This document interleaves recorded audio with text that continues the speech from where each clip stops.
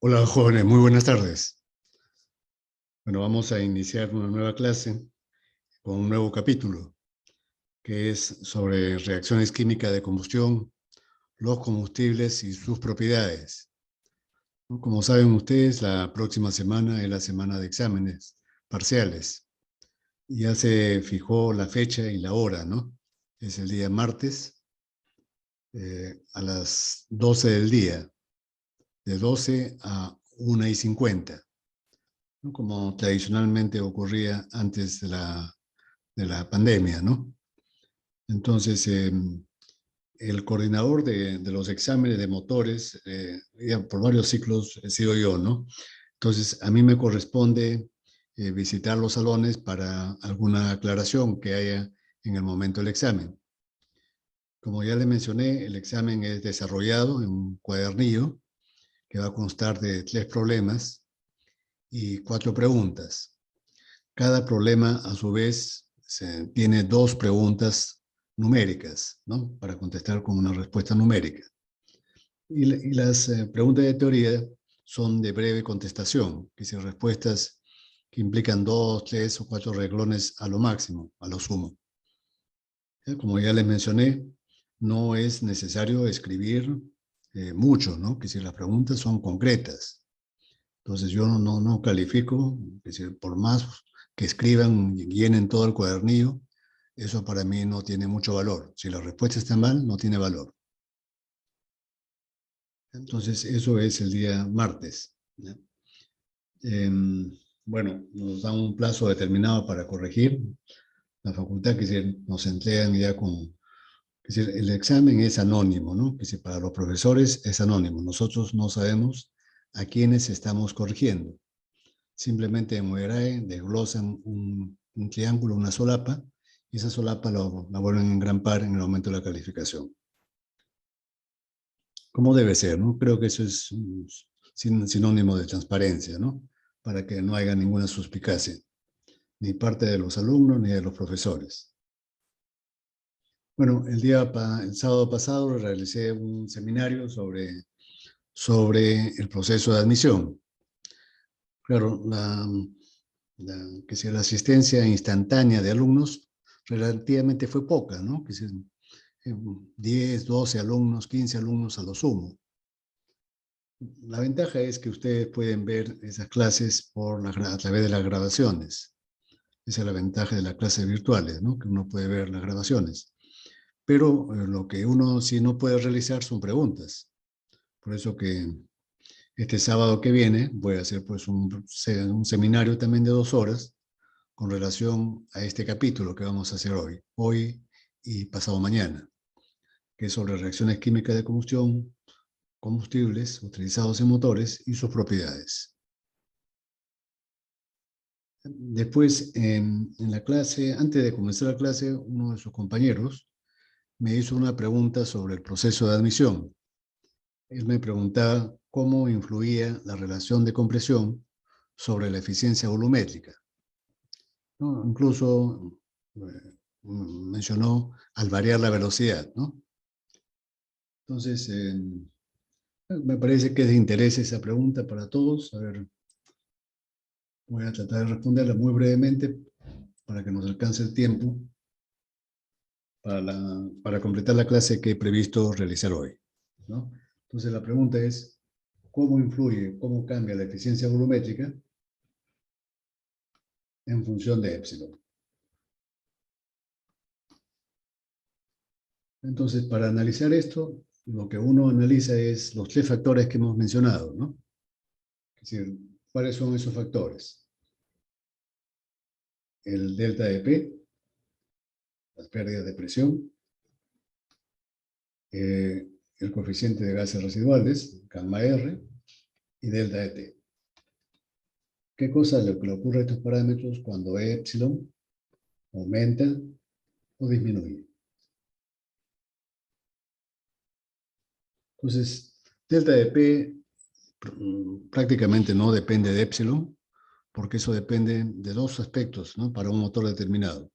Depende de la velocidad del motor y depende de las pérdidas en cada uno de los accesorios del múltiple de admisión principalmente.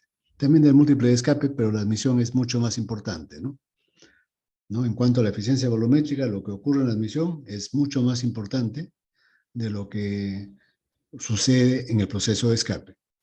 Entonces, estos dos factores que he mencionado no cambian, ¿no? No cambian ni la velocidad ni tampoco las pérdidas. Si la velocidad aumenta, por supuesto, las pérdidas van a aumentar. Pero vamos a considerar que la velocidad es constante. Entonces, delta de PA es constante, esto no cambia. La relación de compresión no influye sobre las pérdidas hidráulicas, porque estas pérdidas dependen de los accesorios que están instalados en el sistema de admisión. Gamma R. Gamma R sí va a cambiar. Quiere decir, ¿qué cosa va a ocurrir? Gamma R depende, es función de este cociente, B sub C, sobre B sub H, ¿no? Entonces, B sub C es proporcional a 1. Recordando la regla mnemotécnica, es proporcional a 1. Y la cilindrada unitaria es proporcional a epsilon menos 1. A medida que epsilon vaya aumentando, este cociente va a ir disminuyendo. Gamma R va a ir disminuyendo.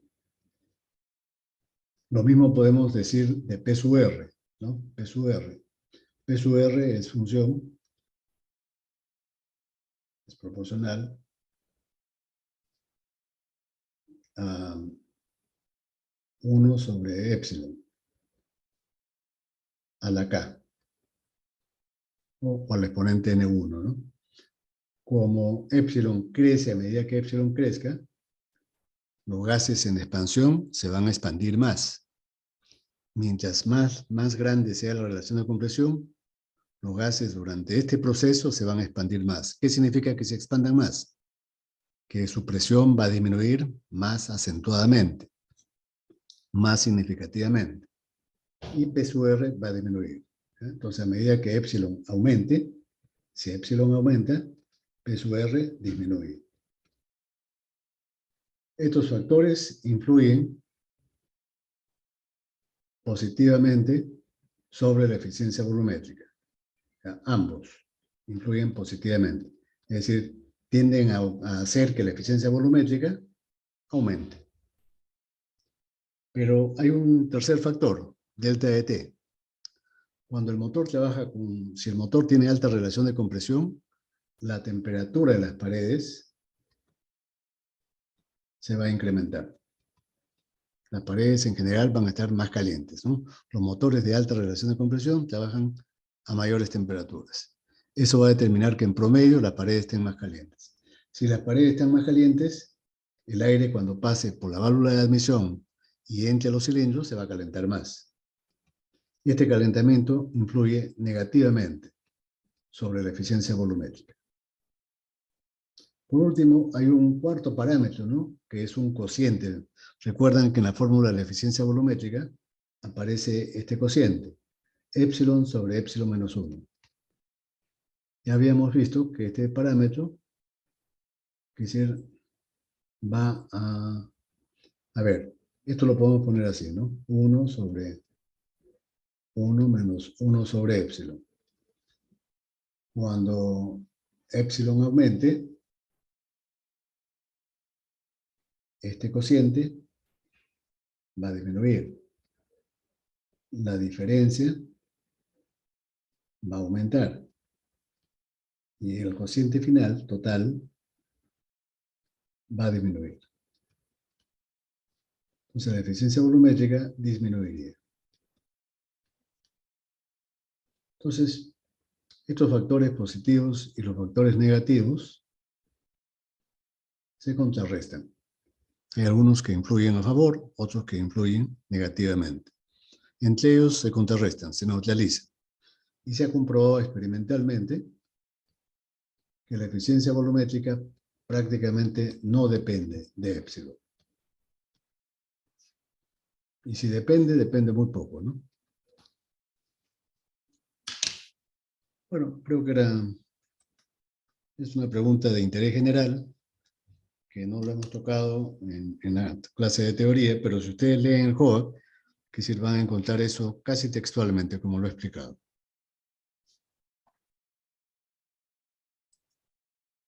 Entonces, no sé si hay alguna pregunta con respecto a lo que he dicho, con lo que he explicado.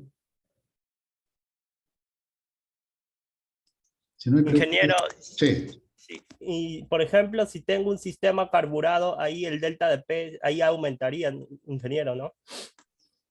Si el sistema tiene un carburador, Sí, pero solamente si la velocidad cambia. Pero claro. generalmente uno tiene que considerar que solamente un parámetro cambia, ¿no? Para hacer un análisis, uno de ellos tiene que, solamente uno cambia y el resto se mantiene constante. Si varios parámetros cambian simultáneamente, entonces uno de ellos tiene una influencia preponderante. Siempre la influencia preponderante son las pérdidas hidráulicas. Y dentro de ellas, la velocidad influye decididamente sobre las pérdidas hidráulicas. Ok, ingeniero, muchas gracias. Ya, está bien. Entonces, este capítulo tiene que ver ya con algo que ustedes han visto en su curso de química, química general, y también en el curso de termodinámica, ¿no? Nosotros vamos a enfocarlo esto desde el punto de vista de la contaminación y de cómo influye las propiedades del combustible sobre la combustión y en general sobre el comportamiento, la performance de un motor, ¿no? Sobre qué parámetros de funcionamiento del motor influyen en las propiedades del combustible. Ya de eso va a tratar estas dos clases que vamos a realizar. Bueno, la primera parte es sobre los productos de la combustión, ¿no? ¿Cuáles son los productos de la combustión? Vamos a ver, por ejemplo, un parámetro que ustedes ya lo conocen, que es la cantidad estequiométrica, ¿no? Todo combustible para quemarse necesita de una cantidad teórica mínima necesaria para que la combustión sea completa. ¿Qué cosa significa que la combustión sea completa? Que el combustible se queme íntegramente y que en los productos de la combustión no aparezcan productos de la combustión parcial. Por ejemplo, que no aparezca monóxido de carbono, que no aparezcan hidrocarburos no quemados o quemados parcialmente, que no aparezca carbono, ¿no? Que no aparezca hollín, que la combustión no produzca humo negro, ¿no? En los motores diésel, por ejemplo, si la combustión es incompleta, automáticamente aparece el humo negro. Mientras más oscuro es el humo, mientras más opaco es, eso es sinónimo de que la combustión es más incompleta. En los motores de encendido por chispa, cuando la combustión es incompleta, comienza a aparecer el monóxido. El monóxido es el síntoma inequívoco de que la combustión es incompleta en los motores H. Recordemos que el monóxido es un gas transparente.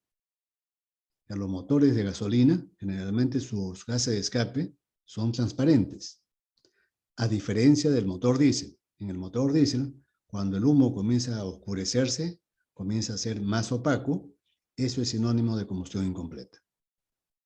¿Sí? Entonces, vean ustedes lo que pongo acá, algo interesante, un dato interesante, ¿no? En una combustión real aparecen centenares de productos de la combustión. Algunos autores incluso hablan de millares, 2.000, 3.000, 4.000 componentes. Claro, muchos de estos componentes en cantidades ínfimas, ¿no? Que no se pueden medir. Solamente se puede detectar su presencia, pero no se pueden cuantificar cuánto hay. Y simplemente se dice que hay trazas. Trazas significa cantidades muy pequeñas, que no se pueden medir. Solamente se detecta la presencia, pero sin poder cuantificarla. ¿Ya?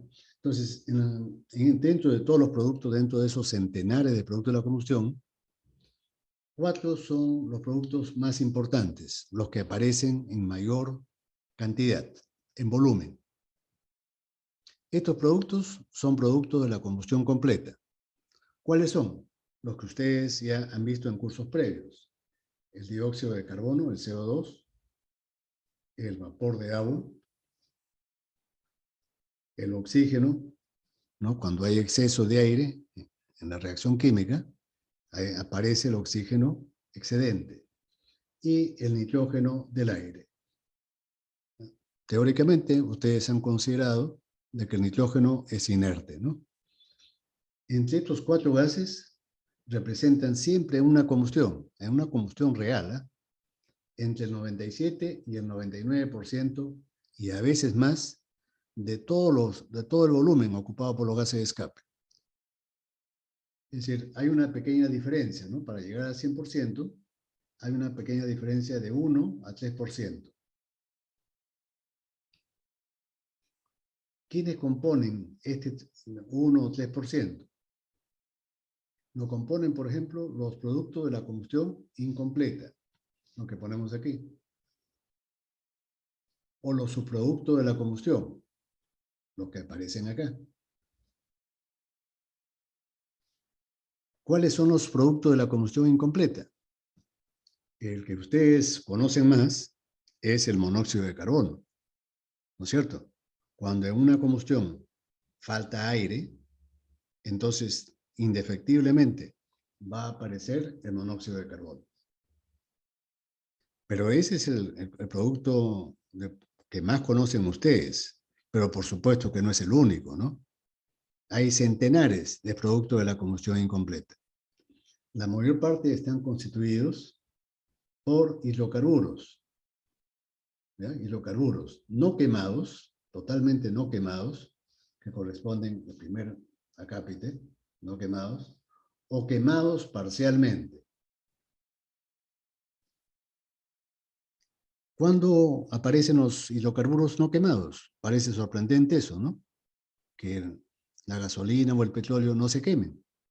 Pues ocurre que en los centenares, ¿no? o miles de ciclos de combustiones que se realizan cada minuto en cada cilindro, es decir, hay ciclos, ¿no? Del funcionamiento del motor que simplemente, por ejemplo, la chispa no salta o salta muy débil. Y al saltar muy débil, parte del combustible no se quema. La gasolina que se ha vaporizado se ha calentado, pero no se ha quemado.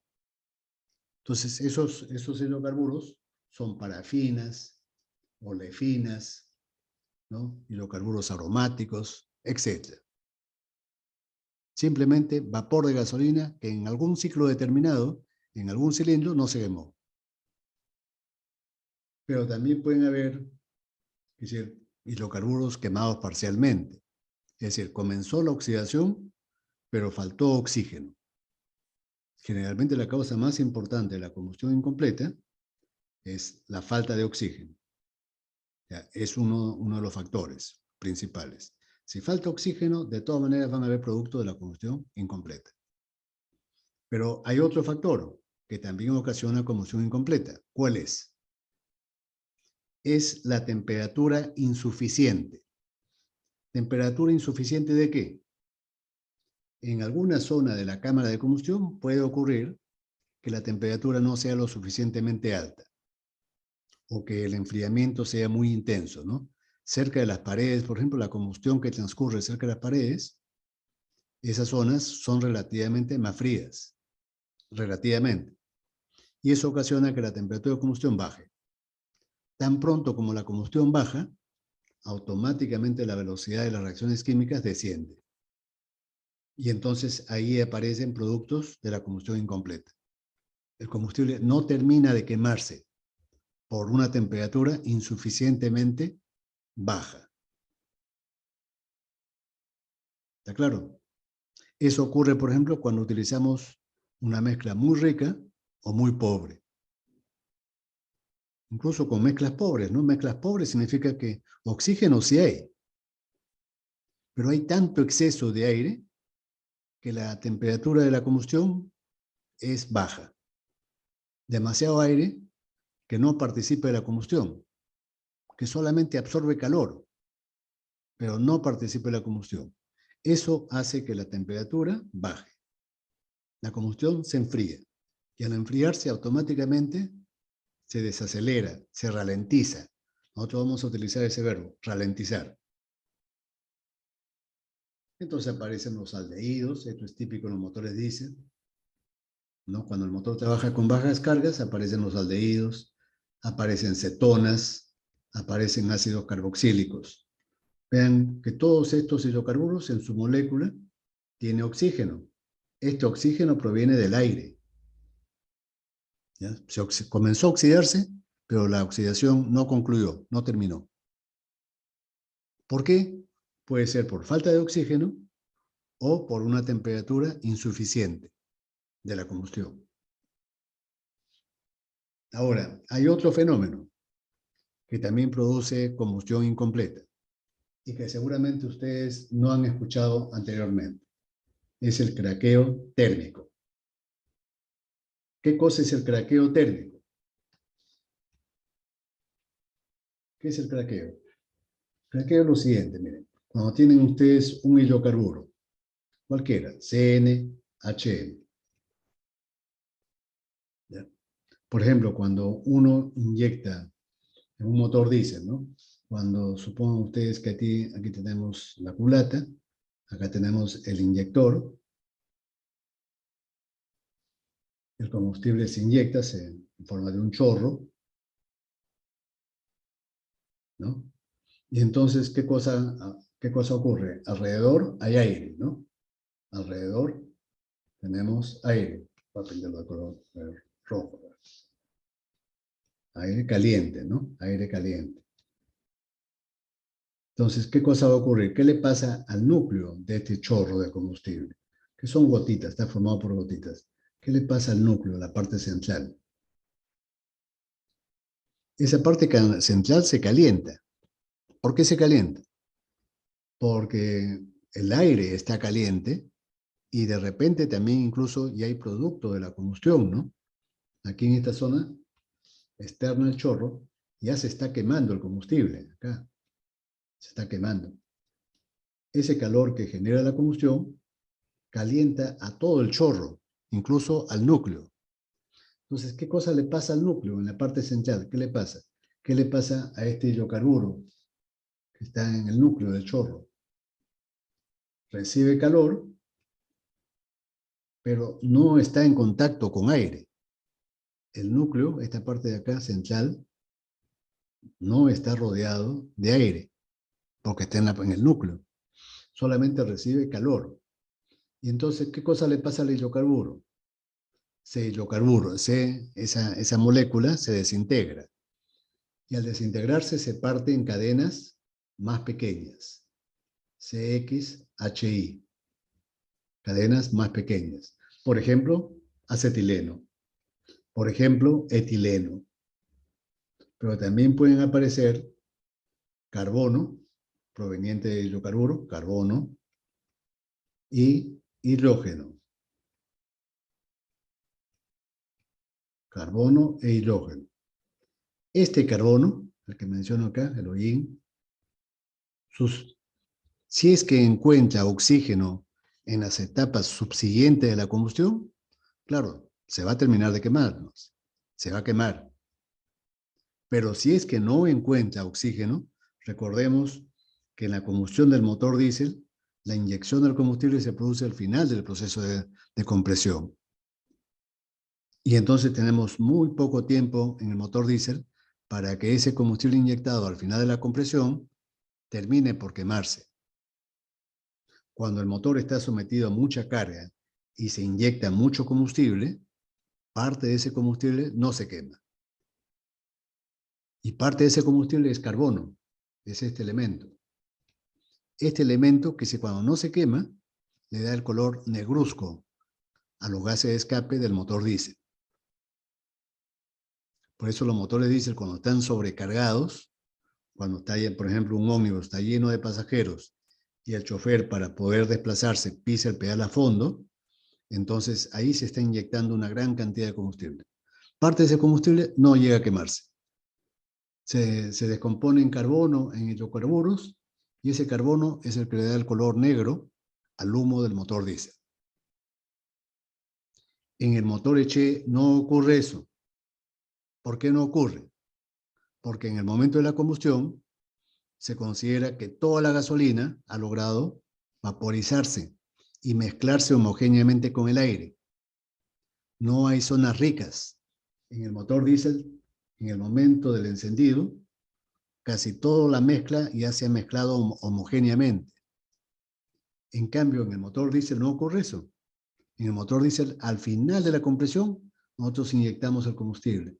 Y es por eso que lo que está en el núcleo a veces no tiene la oportunidad, no tiene la chance de mezclarse con oxígeno y quemarse por completo.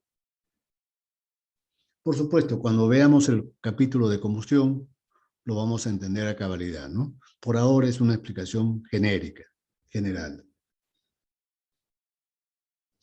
Ya, este término craqueo lo vamos a utilizar mucho en la combustión diésel. Quiero que lo recuerden, por favor. Quiero que lo recuerden. Craqueo térmico. Ya es cuando parte del combustible se calienta, pero no se oxida. Como pongo acá, ¿no? Se calienta, pero no hay oxidación. Y al no haber oxidación, la estructura del hidrocarburo se desintegra. Se fracciona en hidrocarburos más ligeros, además de carbono e hidrógeno. Vean ustedes que aquí aparece, por ejemplo, unos hidrocarburos policíclicos. Adicionalmente, también pueden aparecer los hidrocarburos policíclicos. Esto es típico, por ejemplo, de los motores de motocicletas de 2 tiempos. En los motores de motocicletas yo les mencioné un compuesto que era muy tóxico, que era cancerígeno. ¿Recuerdan ustedes cómo se llamaba? Se llamaba benzopireno.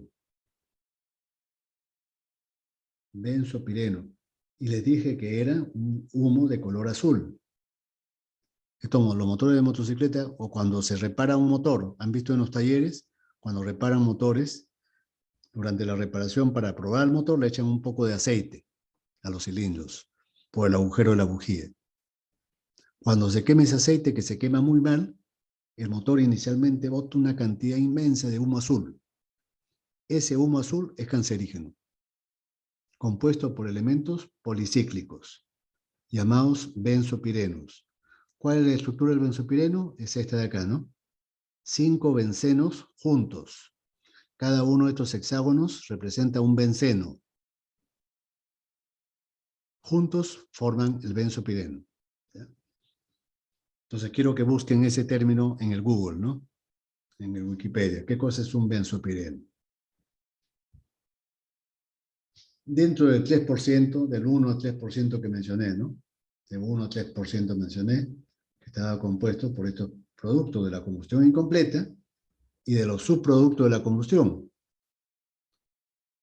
Estos subproductos de la combustión ya no se forman porque falta oxígeno o porque la temperatura es insuficiente, sino que su presencia se debe a otros factores. ¿Cuáles son esos factores? Por ejemplo, sabemos que en el aire hay nitrógeno, ¿no? Oxígeno y nitrógeno. La mayor parte es nitrógeno. El 78% es nitrógeno. Entonces, normalmente el nitrógeno nosotros lo hemos considerado inerte, que no participa. Pero eso es válido a bajas temperaturas, ¿no? De 1000, 1200 grados centígrados.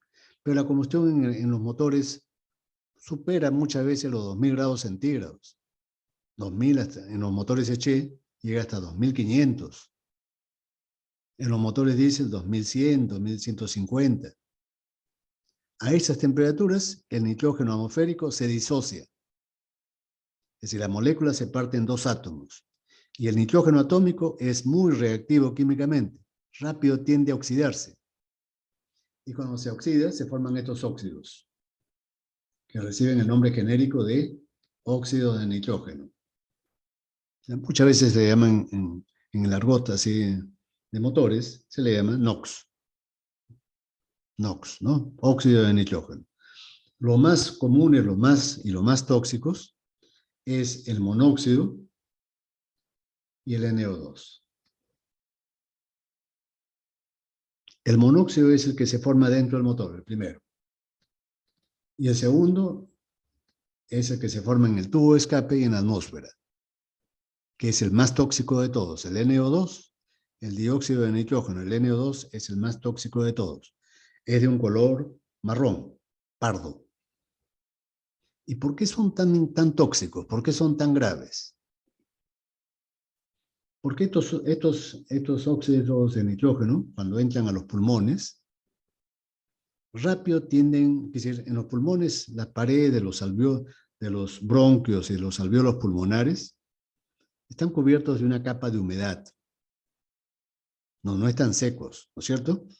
Para que sean flexibles esos bronquios y esos alvéolos, que son como bolsitas, están rodeados de humedad, de agua, pero una capita de agua, ¿no? Esa agua es la que reacciona con estos óxidos de nitrógeno. ¿Y qué cosa forman? ¿Qué cosa se forma cuando se mezcla los NOx con el vapor de agua que hay en los pulmones o en la atmósfera? Se forma una sustancia que tiene esta estructura, esta fórmula, HNO3. ¿Recuerdan qué cosa es el HNO3? Es el ácido nítrico. Y el ácido nítrico es un gas sumamente tóxico que forma parte o que participa en las llamadas lluvias ácidas. Quiero que busquen ese término también. ¿Qué cosa es lluvias ácidas? ¿Ya?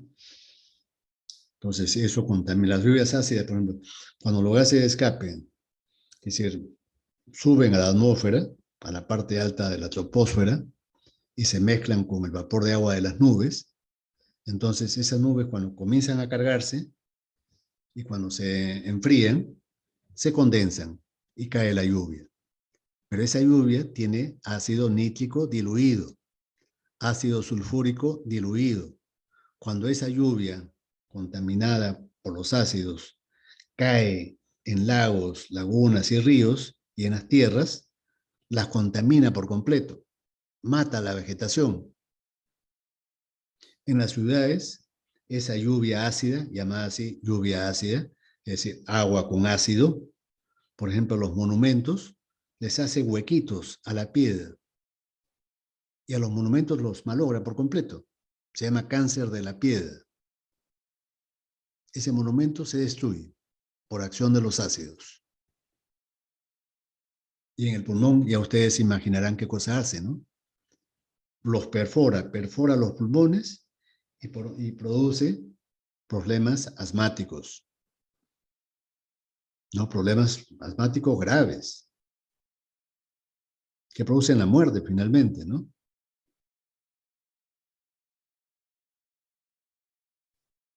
Ahora, los combustibles también tienen, generalmente las gasolinas, tienen unos aditivos para aumentar el octanaje. Antiguamente se utilizaba el plomo, ¿no? Una sustancia llamada tetraetilo de plomo. Tetraetilo de plomo, quiero que lo busquen en el Wikipedia, tetraetilo de plomo. Claro, el tetraetilo de plomo ya no se utiliza en el mundo, porque se comprobó, sobre todo en Estados Unidos se comprobó, de que produce problemas neuronales en los niños y en la gente mayor, en los ancianos. En general, en todos los humanos, ¿no? Pero los grupos más vulnerables son los niños y la gente mayor. Entonces se prohibió esto, ¿no? Se prohibió el plomo en las gasolinas. Lo reemplazaron por manganeso, pero el manganeso también es un metal pesado. Todos los metales pesados contenidos en los combustibles se alojan en los tejidos blandos de los seres vivos, en las neuronas, básicamente, ¿no? Entonces tampoco se utiliza ahora el manganeso. ¿Qué cosa se utiliza para aumentar el octanaje? Generalmente se utiliza el alcohol, el etanol. El etanol, además de su poder calorífico, también se utiliza para aumentar el octanaje de las gasolinas. Y también tenemos otro subproducto, ¿no? Que no depende de la falta de aire, tampoco depende de la temperatura, depende de las impurezas que hay en el combustible. Y la principal impureza, que se considera un contaminante así grave, es el azufre. ¿Por qué el azufre? ¿Por qué es un contaminante? El azufre, a pesar de que tiene poder calorífico, es decir, desprende calor cuando se quema, sin embargo, pues, cuando se mezcla con el vapor de agua o con la humedad que hay dentro del cilindro en la combustión o en la misma humedad que hay en el petróleo, se forma el ácido sulfúrico. El ácido sulfúrico sabemos que es sumamente corrosivo. Entonces, se trata de sacar el azufre extraer el azufre lo más que se pueda. Pero esta extracción es costosa, es complicada. Por ejemplo, la refinería de Talara, esa era su finalidad, ¿no? Procesar los petróleos densos de la selva. Pero el petróleo denso, que decir, tiene mucho azufre, ¿no? Y reflotar o modernizar una refinería vieja, como era Talara, pues ha costado como 5.000 millones de dólares. El gobierno de Humala, en vez de licitarlo eso para que empresarios privados inviertan su dinero en la modernización de esa refinería, no se le ocurrió mejor idea que hacerlo a través del dinero del Estado, de Petroperú. Pero ese dinero del Estado es nuestro dinero, ¿no? Recordemos que el Estado no genera dinero. El Estado no genera dinero. El Estado recauda dinero vía impuestos.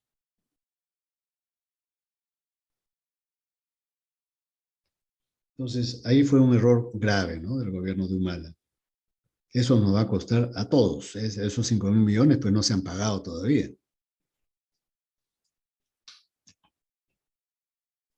Después aparecen los oxidantes, pero ya no en el motor.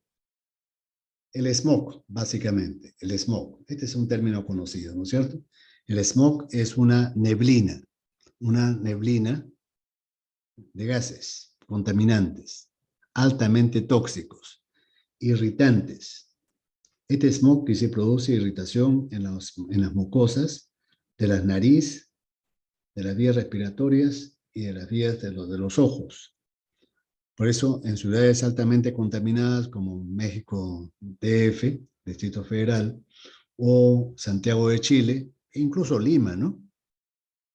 Es decir, uno sale con los ojos rojos, con la garganta irritada. No, la gente que vive en el centro de Lima tiene ese problema, lo que la gente que vive en la avenida Bancay, ¿no? Es decir, Lima es una ciudad altamente contaminada. Y entonces aparecen dolores de cabeza, irritaciones de la piel, irritaciones de la garganta, de los ojos, etc. ¿A qué se debe eso? ¿De dónde sale ese smog? El smog son cuando los NOx más los hidrocarburos no quemados, más el calor, la luz del día, calor, mediante los rayos UV, los rayos ultravioleta. Estos rayos ultravioleta catalizan esta reacción entre el NOx y los hidrocarburos, ¿no? Lo acelera, ¿no? La presencia de los rayos ultravioletas acelera esa reacción química y se forma el smog. El smog está formado por esas sustancias, ¿no? Que menciono ahí. Peróxidos orgánicos, el ozono, el nitrato de peroxiaxilo. El ozono, por ejemplo, ustedes saben que el ozono que se ubica en la parte alta de la estratosfera, de la ionosfera, mejor dicho, de la ionosfera, filtra los rayos ultravioletas del sol. Pero ese es cuando está en la ionosfera, ¿no? Que serán a una altura considerable de la Tierra. Pero si el ozono se produce a nivel de la sierra, de la superficie terrestre, ese ozono es sumamente peligroso y tóxico. Entonces muchos hablan del ozono bueno y el ozono malo, ¿no? El ozono bueno es el que está en la ionosfera, en la parte alta de la atmósfera. Y el ozono malo es el que se forma producto de la combustión de los combustibles fósiles.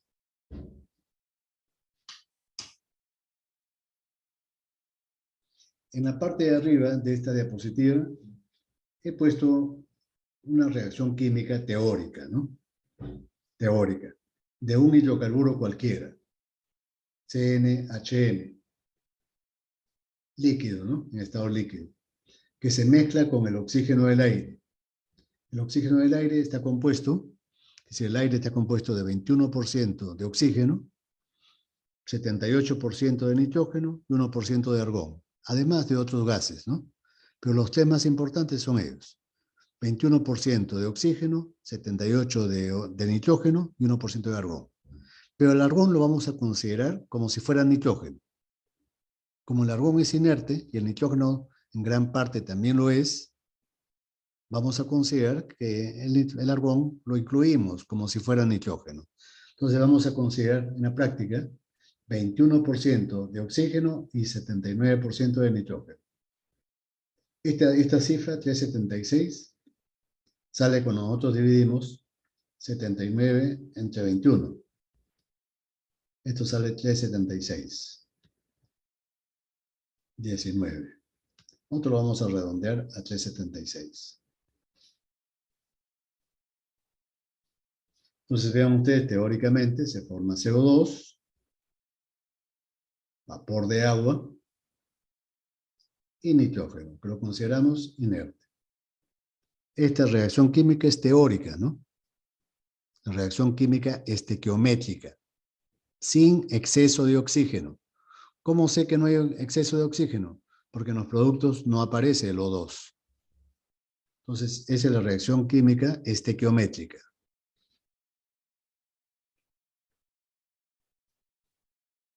¿Cuáles son los productos de la combustión, ¿no? Es decir, real en un motor?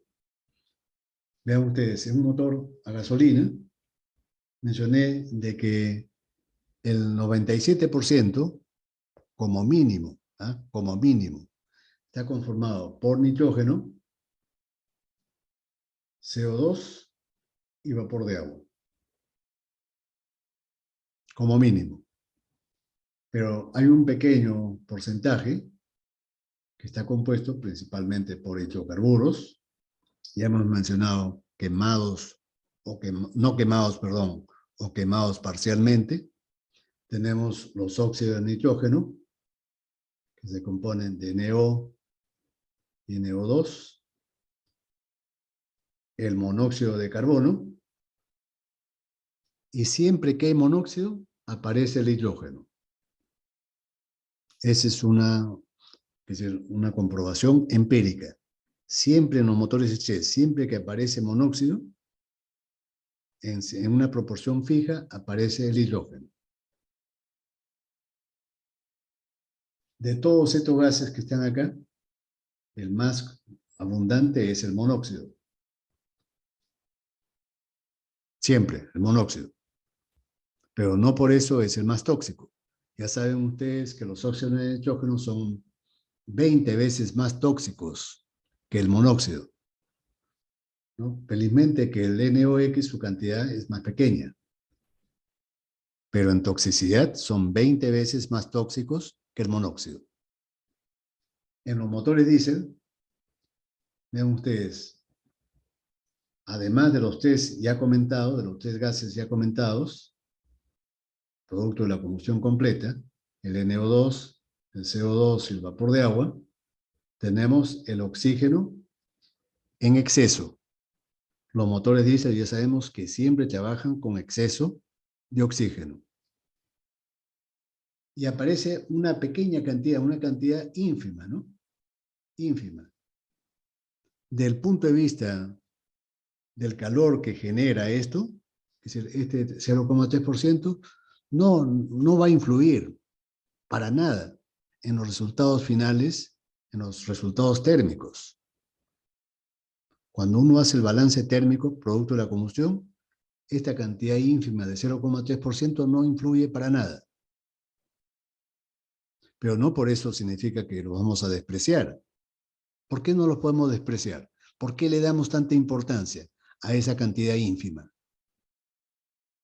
Si desde el punto de vista térmico no influyen, ¿por qué les damos tanta importancia? Le damos importancia desde el punto de vista ecológico, desde el punto de vista de lo contaminantes y tóxicos que son. Por eso le damos importancia. ¿Ya? Estas cantidades, a pesar que son muy pequeñas, sin embargo, son las que van a determinar que, por ejemplo, en Europa, en el año 2035, ya no se fabriquen más motores de combustión interna, vehículos con motores de combustión interna. Eso ya lo han decretado ya los países europeos, ¿no? En Estados Unidos y en Asia todavía se van a seguir produciendo, pero en Europa ya no. ¿Y por qué no? ¿Por qué ya no? Porque estas cantidades las van a seguir reduciendo. Y técnicamente, tecnológicamente, para seguir reduciendo esas cantidades, cuesta demasiado. Encarecen al automóvil a precios exorbitantes. ¿Quién va a comprar un automóvil, por decir una cifra cualquiera, que cueste $1 millón? ¿No? Tanto cuesta la tecnología para reducir las sustancias contaminantes que los precios de esos automóviles van a ser exorbitantes. Mencioné $1 millón por mencionar una cifra cualquiera, ¿no? Pude haber dicho $10 millones, ¿no?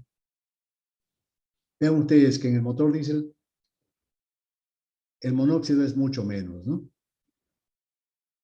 Menos que los NOx, por ejemplo. Menos que en el auto de gasolina. En el motor diésel casi no se emite monóxido. ¿Por qué no? Porque los motores diésel siempre trabajan con exceso de oxígeno, de aire. Y un requisito indispensable para que haya monóxido es que no haya aire. El monóxido aparece principalmente cuando no hay aire suficiente para quemarse el combustible. Y en el motor diésel no ocurre eso. El motor diésel siempre trabaja con exceso de aire. Por eso que la cantidad de monóxido es mucho más pequeña que en el motor HE. Sí aparecen hidrocarburos, ¿no? No quemados o quemados parcialmente. Aparecen los óxidos de azufre. El azufre, los SO2, son típicos de los motores diésel, no de los motores gasolineros. En la gasolina casi no hay azufre. En el motor diésel sí lo hay. En el combustible diésel, mejor dicho, ¿no? Sí hay azufre. Ahora, últimamente, claro, ya en el Perú se exige que el contenido de azufre en el petróleo sea de 50 partes por millón. Pero hasta hace algunos años atrás, por decir unos 10 años atrás, el petróleo peruano era el más contaminado de Latinoamérica. Tenía 5.000 partes por millón.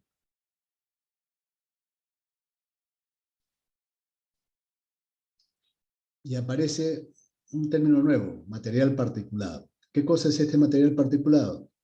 Sustancias sólidas, principalmente constituidas por carbono. Carbono sólido. Carbono sólido, ¿no? Noten ustedes que en el motor HE no hay material particulado, no hay PM. No hay. Por eso que los gases de escape del motor HE son transparentes, ¿no? ¿Por qué son transparentes? Porque en el motor HE ya hemos mencionado que la gasolina termina de vaporizarse antes que se encienda la mezcla. Y eso provoca de que toda la mezcla aire-combustible esté homogenizada prácticamente. El carbono del motor diésel aparece por el craqueo térmico. Y el craqueo térmico aparece porque la mezcla es heterogénea. Lo que está en el núcleo del chorro no logra quemarse, no logra mezclarse bien con el aire. Solamente se calienta, se descompone, pero no se quema por completo. Y ahí es lo que aparece el carbono, el hollín, el material particulado.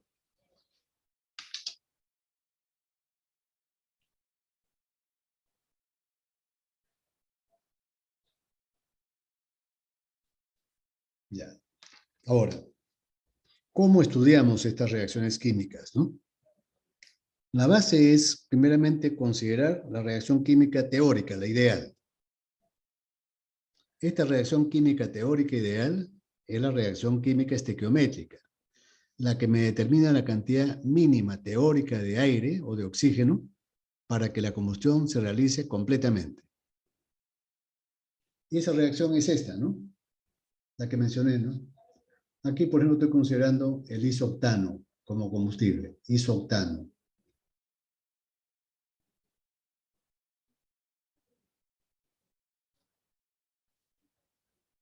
Más el aire. Esto es, lo consideramos el aire, ¿no?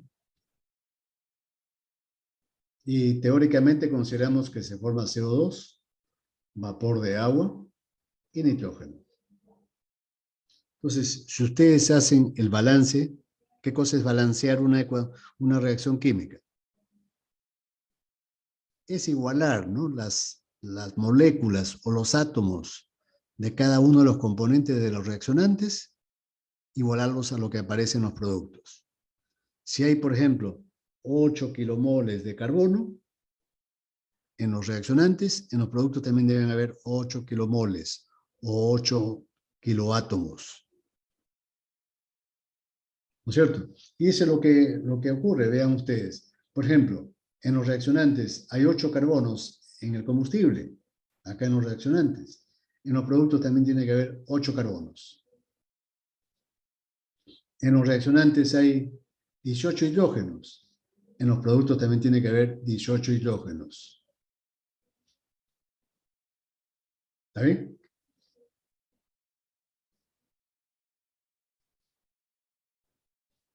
Voy a borrar esto.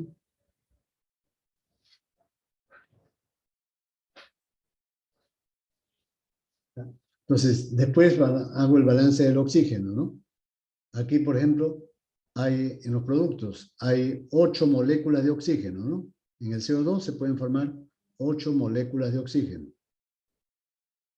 8 moléculas, aquí.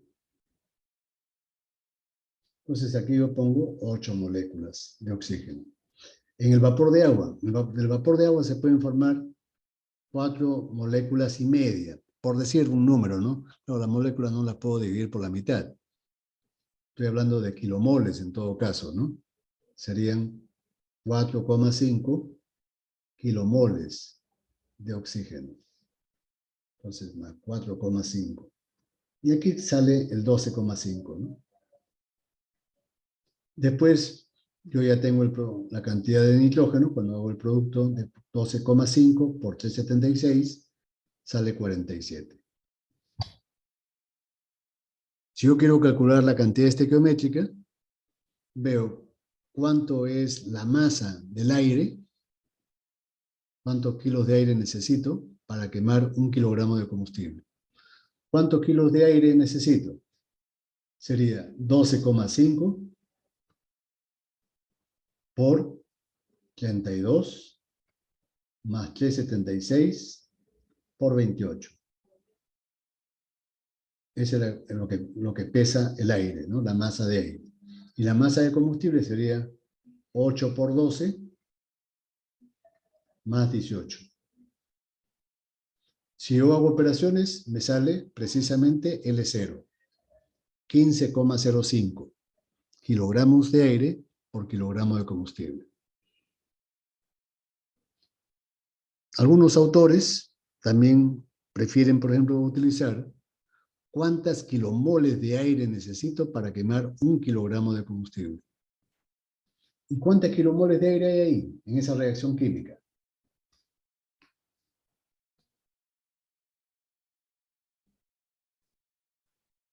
¿Cuántas kilomoles hay?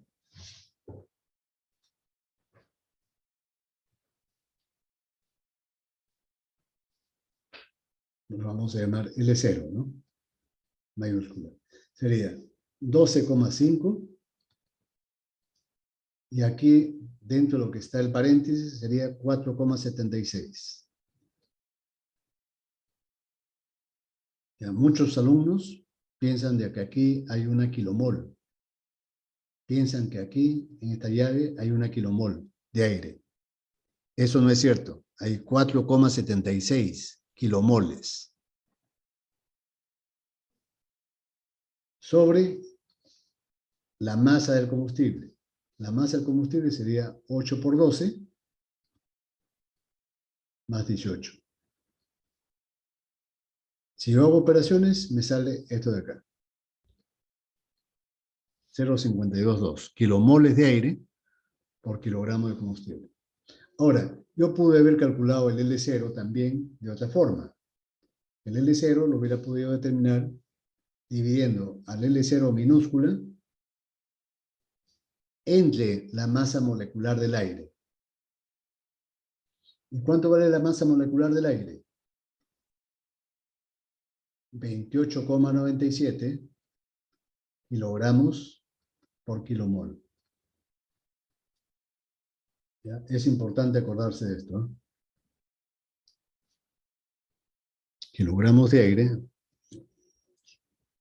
No,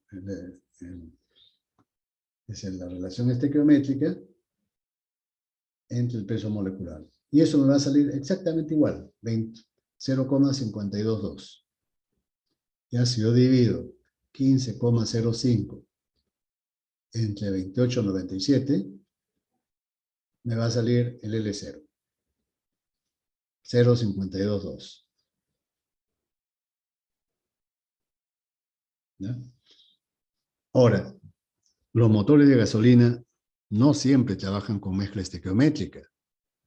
En algunos regímenes, en los regímenes de cargas altas o cargas muy bajas, la mezcla es rica. Los motores de gasolina, cuando trabajan o cargas muy altas o cargas muy bajas, trabajan con mezclas ricas. Y cuando el motor trabaja con cargas medias, el motor trabaja con mezclas pobres, ligeramente pobres. ¿Ya? ¿Cómo sabemos, cómo nosotros cuantificamos cuándo es rica y cuándo es pobre? ¿Qué parámetro utilizamos para cuantificar eso?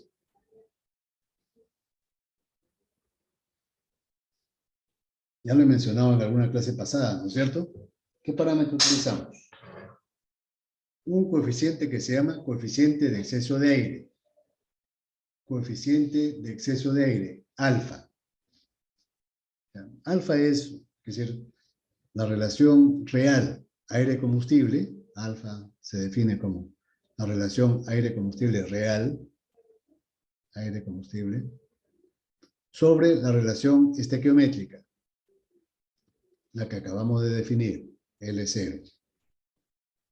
Si alfa es mayor que 1, es porque el numerador es mayor que el denominador, ¿no? Hay exceso de aire.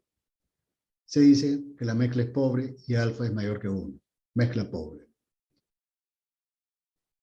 Si alfa es menor que 1, lo contrario. Se dice que la mezcla es rica. Rica en combustible. El numerador es menor que el denominador. La relación aire-combustible real es menor que la estequiométrica. Entonces, la mezcla es rica en combustible. Y si alfa es igual a 1, se dice que la mezcla es estequiométrica. Como un ejemplo, vean ustedes, estoy considerando un alfa, esto es alfa, de 0,95. Ya, a la cantidad, este coeficiente estequiométrico, noten ustedes que este término que estoy indicando acá no es L0, sino es el coeficiente de la reacción química estequiométrica. El L0 es un parámetro que lo hemos calculado.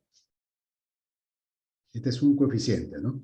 Utilizamos el mismo coeficiente y lo multiplicamos por 0,95. ¿Qué significa eso?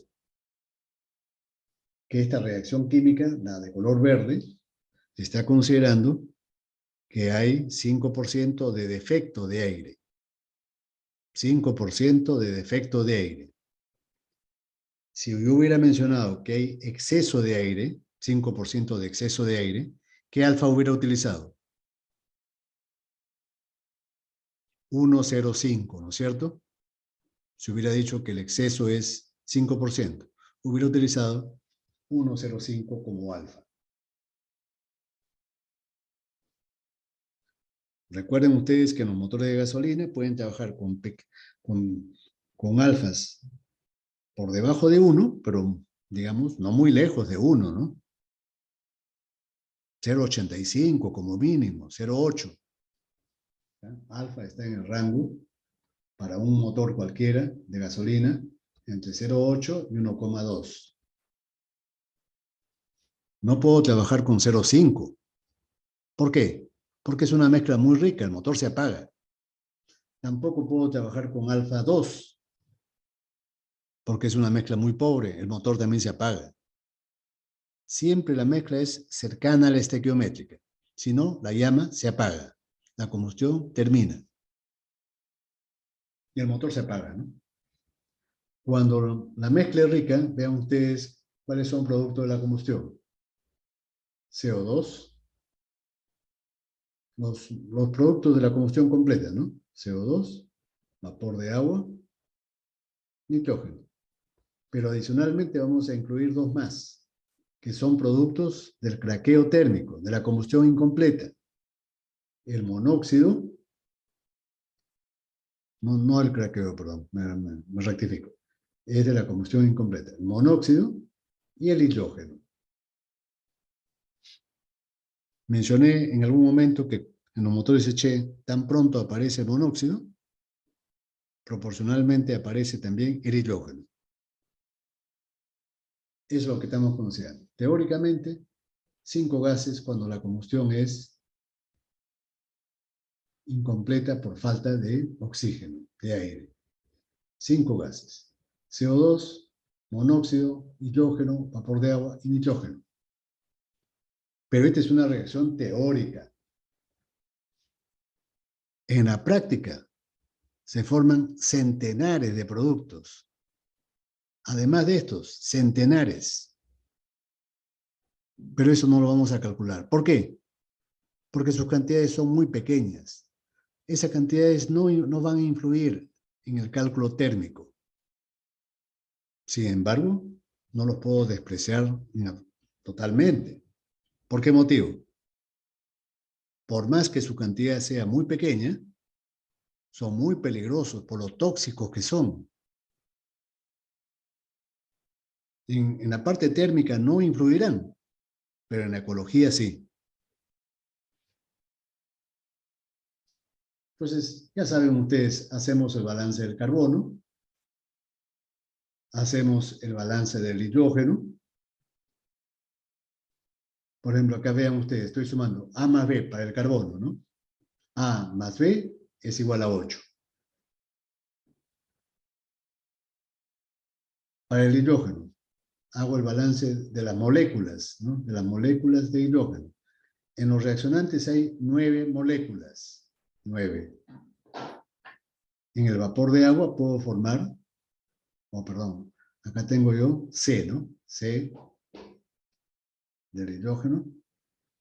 Y en el vapor de agua tengo D. C más D. Del oxígeno. Como ya tengo yo los coeficientes A, B y D, A, B y D, ya los tengo.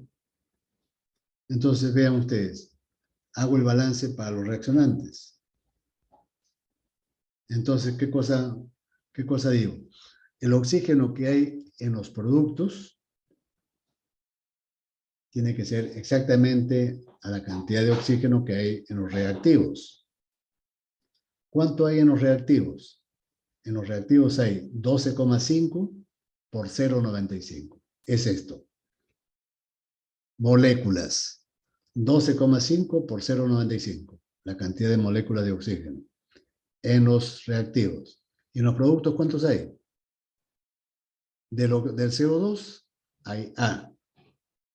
Del monóxido hay B medios. B medios. Y del agua hay D medios. Moléculas. El balance del nitrógeno es elemental, ¿no? Es elemental. ¿Cuánto es? Aquí, bueno, como lo he corregido, este valor hay que corregirlo. Esto es 12,5. No, a ver, un ratito, por favor. No, ya está multiplicado. Está bien. Entonces, no retracto, ¿ya? Está bien. Ese es 12,5 por 0,95 es 11,98. Es esto. por 376. Por 376. Tengo que multiplicarlo por 376. Y esto me sale igual a E. Y utilizo una relación empírica. Una relación empírica. ¿Por qué tengo que utilizar una relación empírica? Porque vean ustedes, del balance de elementos solamente tengo 4 ecuaciones. Balance de carbono, balance de hidrógeno, balance de oxígeno y balance de nitrógeno. 4 ecuaciones. Pero yo tengo 5 incógnitas. A, B, C, D y E. Necesito una ecuación más. ¿De dónde la saco?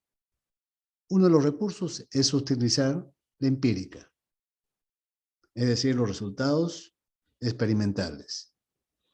Y entonces, esa relación empírica está relacionado con lo que acabo de comentar hace unos minutos atrás. Siempre que aparece monóxido en los productos, cuando el motor es de gasolina o de gas, siempre aparece el hidrógeno. Siempre aparece el hidrógeno. Entonces, hay una relación constante, K, entre el monóxido y el hidrógeno.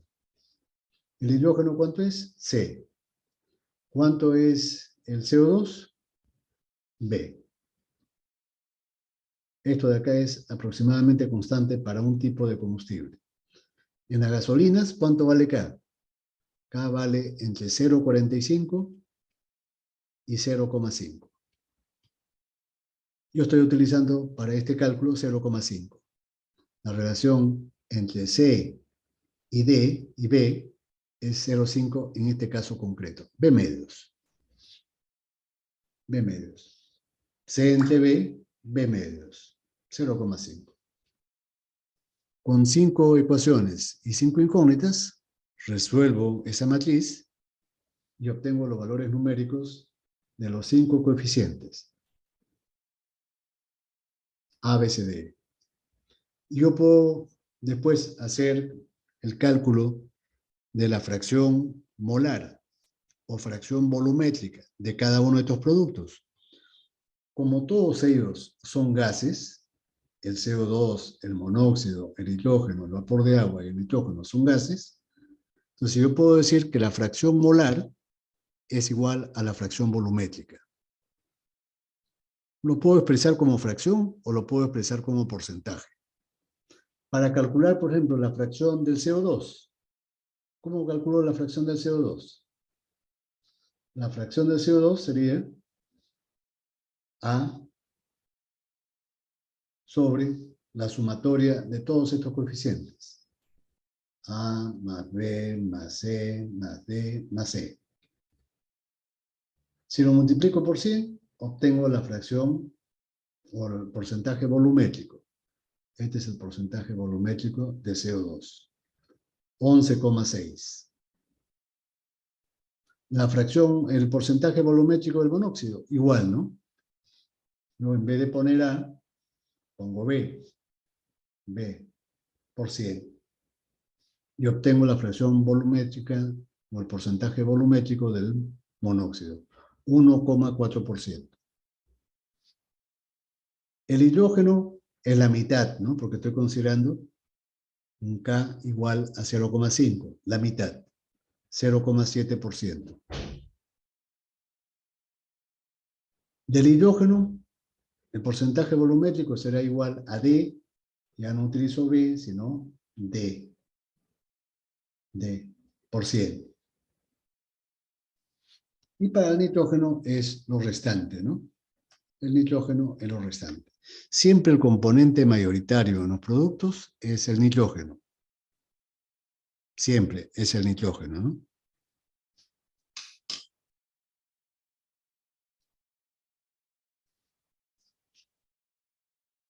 Una pregunta. Si en el aire, si por ejemplo, no habría nitrógeno, si en el aire no habría nitrógeno, o si utilizáramos oxígeno puro para alimentar al motor, ¿cómo sería la temperatura de combustión? ¿Más alta o más baja?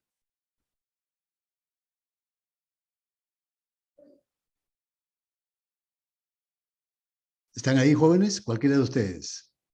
Más alta, ingeniero. Más alta. Lo mismo ocurre cuando aumentamos el exceso de aire.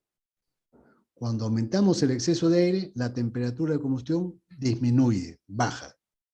Y si bajamos el porcentaje de exceso, si bajamos el porcentaje de efecto, de exceso, la temperatura sube, perdón.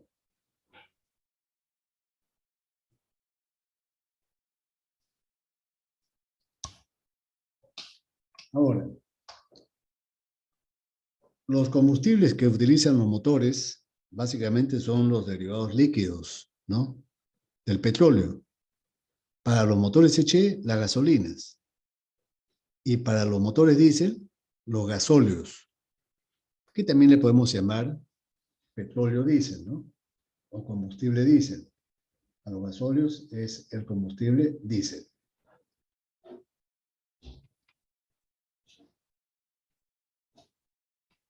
Y para los motores H, las gasolinas, ¿no? Ahora, ¿qué cosa ocurre con estos combustibles? Estos combustibles, tanto las gasolinas como los gasóleos, no son combustibles químicamente puros, no es de un solo elemento. No, uno puede pensarse, de repente ustedes pueden pensar hasta el momento que la gasolina es el octano o el isoctano, pero eso no es cierto. La gasolina está compuesto por decenas. Algunos autores hablan de centenas de hidrocarburos simples. Y lo mismo ocurre con los gasóleos. El gasóleo no es el hexadecano, ¿no? Hay un hidrocarburo que se llama hexadecano. El componente del petróleo, del gasóleo, no es solamente el hexadecano. El petróleo diésel está compuesto de decenas, algunos hablan de centenares de hidrocarburos. ¿Está bien? Entonces, lo que se suele hacer es poner una ecuación acá como fórmula empírica de la gasolina, así, ¿no? S1,87 sale como el promedio de muchos componentes. Lo mismo ocurre para el gasóleo, ¿no? El 1,7 sale como el promedio de muchos componentes. Bueno, y aquí pongo los valores de algunas propiedades, ¿no? Como la masa molecular, por ejemplo. Las gasolinas siempre son más pesadas y tienen mayor masa molecular o menor masa molecular que los gasóleos. El poder calorífico, vean ustedes que es al revés, ¿no? El poder calorífico de las gasolinas por kilogramo, no por litro, sino por kilogramo, es más alto en las gasolinas. Después podemos explicar por qué. Y las relaciones estequiométricas son mayores en las gasolinas que en los petróleos. También lo vamos a explicar. Ahora, lo que sí podemos calcular es la relación estequiométrica, L0, ¿no? Si nosotros conocemos N y M, podemos calcular L0. Por ejemplo, en este caso, para las gasolinas, es evidente que M sería igual a 1,87 en promedio, N. Esto es para las gasolinas.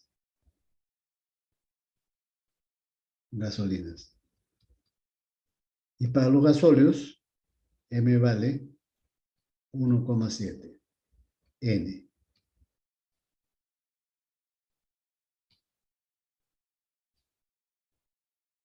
Nosotros podríamos utilizar como valor de N, por ejemplo, N igual a 8 para las gasolinas.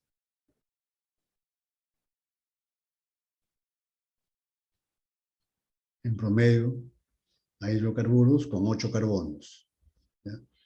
Y en los petróleos, N en promedio vale 14 para los gasóleos.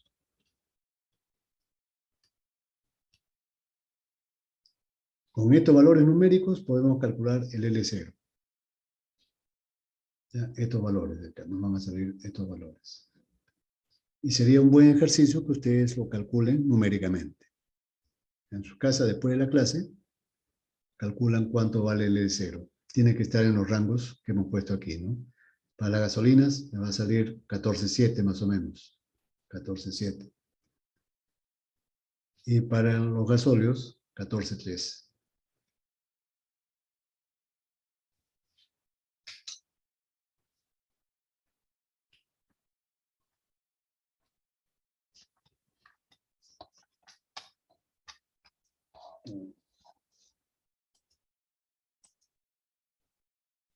A ver, vamos a recordar un poco de lo que ustedes han visto en química orgánica, ¿no? Como parte de su curso de química general. Es decir, el petróleo está formado por hidrocarburos, básicamente. Y los hidrocarburos, dentro de su estructura química, hay 3 elementos, como su nombre indica, ¿no? Carbono, hidrógeno y a veces oxígeno, un poco de oxígeno. Claro, en el petróleo crudo también se encuentran otras sustancias, ¿como cuáles? Como el nitrógeno, por ejemplo, pequeñas cantidades de nitrógeno, pequeñas cantidades de oxígeno, pequeñas cantidades de ceniza, material inorgánico, ¿no? Inerte, ceniza, un poco de humedad. En el petróleo siempre va a haber un poco de agua, ¿no? Y hay un contaminante, es decir, perjudicial. ¿Cuál es ese contaminante contenido en el petróleo? Que lo comentamos hace poco. El azufre. El azufre, ingeniero. El azufre, efectivamente. Y el azufre hay que extraerlo para que no provoque corrosión en el motor y para que no se formen las lluvias ácidas. ¿Ya? Ambos efectos son nefastos, ¿no? Si la corrosión del motor destruye el motor por completo, rápidamente, si es que tiene mucho azufre. Y si es que los SO2, los óxidos de azufre, salen al exterior con los gases de escape, suben a la atmósfera y cuando llueva se va a formar lluvia ácida. Agua conteniendo azufre, ácido sulfúrico, ¿no? Entonces, pero como mencioné hace un instante, el petróleo no está compuesto de un solo elemento, sino de una cantidad inmensa de hidrocarburos. Inmensa, prácticamente infinita. Ahora, estos hidrocarburos, para poder estudiarlos, se suelen agrupar en familias.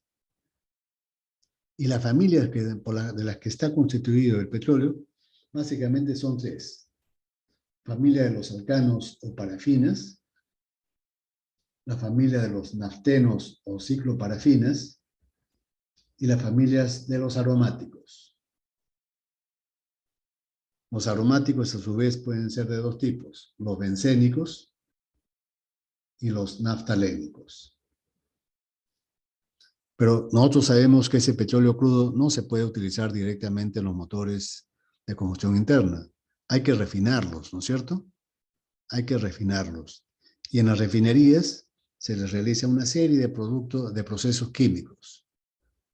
Como consecuencia de esos procesos químicos aparecen otros hidrocarburos, otro tipo, otra familia de hidrocarburos. Los alquenos u olefinas y las diolefinas. Estos aparecen en las refinerías. Los anteriores aparecen en el petróleo crudo.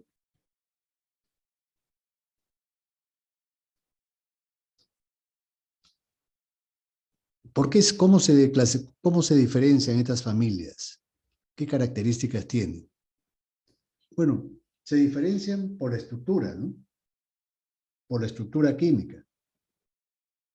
Y hay 2 tipos de estructura. Pueden ser de cadena,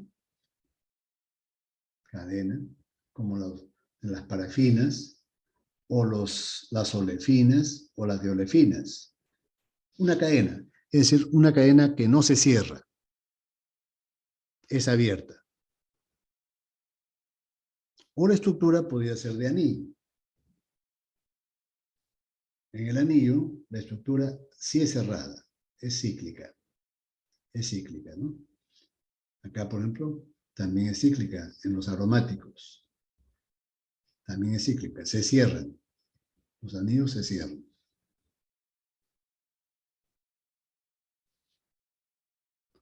Ahora, las cadenas pueden ser simples, como esta, por ejemplo, o ramificadas, como la de arriba.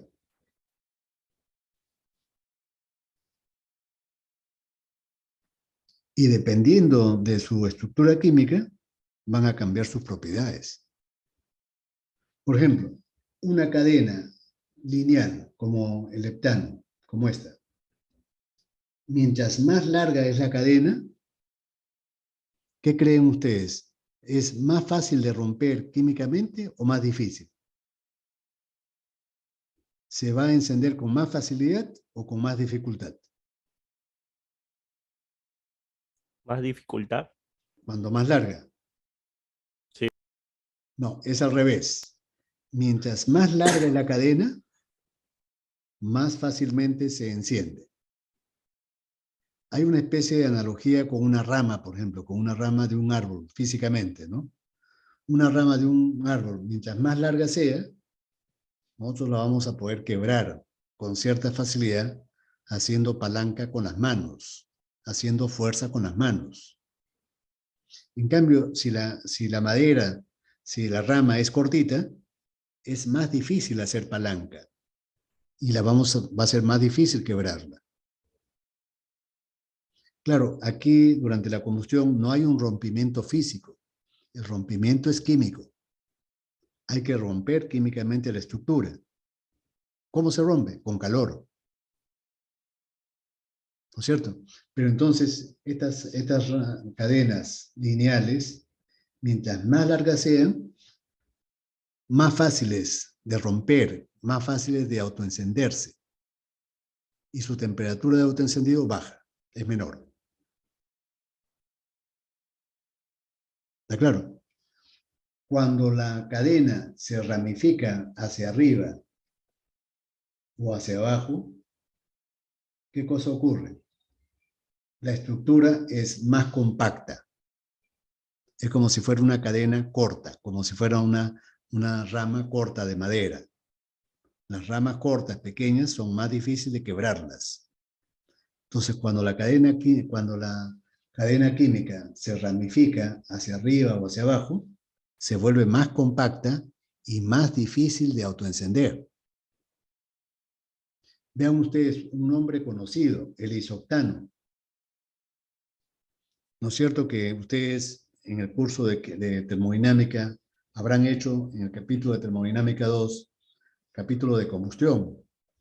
¿No es cierto? Y ahí como ejemplos habrán tenido que poner la combustión del isoctano. Ese isoctano, por ejemplo, es difícil de quebrar químicamente. Y eso es bueno para un motor Echeno. Recuerden que en el motor Echeno lo que ingresa durante la admisión es una mezcla aire con combustible. Y durante la compresión esa mezcla se calienta. Y sin embargo, eso no debe provocar que la mezcla se autoencienda. ¿No es cierto? Durante la compresión en el motor Eche, la mezcla no debe autoencenderse en ningún momento.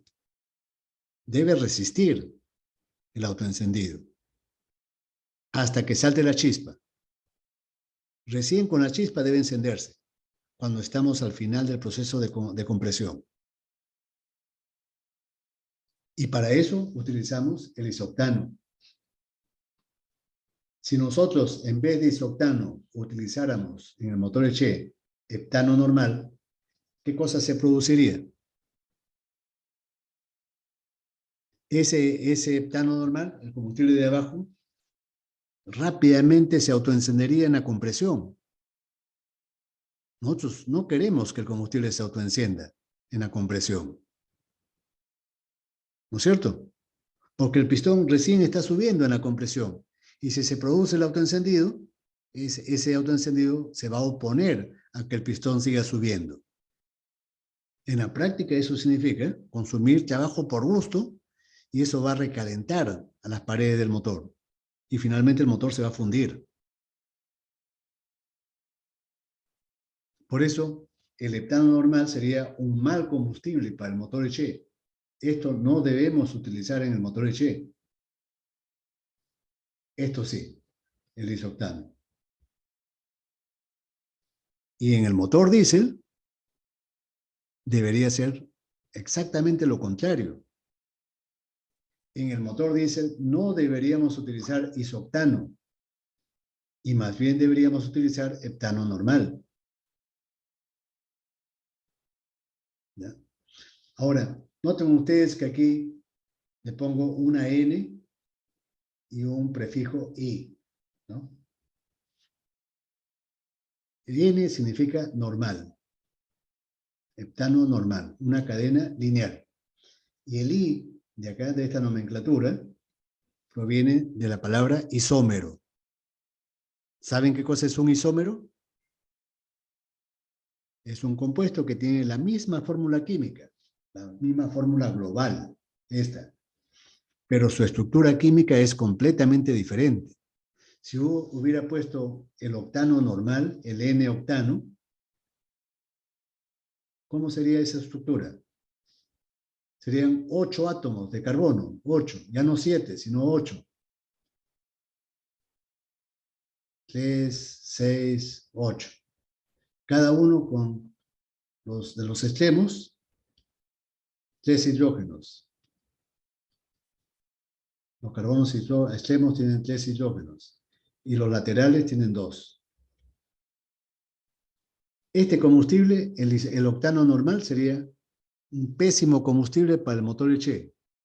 Para el motor Eche no debemos utilizar esto. Pero en el motor diésel sería lo contrario.